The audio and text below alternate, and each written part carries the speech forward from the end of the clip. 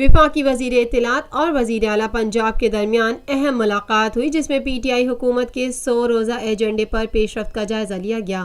فواد چودھری اور عثمان بزدار کے درمیان ہونے والی ملاقات میں حکومتی اقدامات کو بھرپور طریقے سے اجاگر کرنے کا فیصلہ کیا گیا۔ وزیر اعلیٰ پنجاب عثمان بزدار نے کہا کہ حکومت کی 30 روز کی کارکردگی بھی ماضی کی حکومت سے کہیں بہتر ہے۔ وزیر اعظم کا ایجنڈا 22 کروڑ عوام کی زندگیاں بدل دے گا۔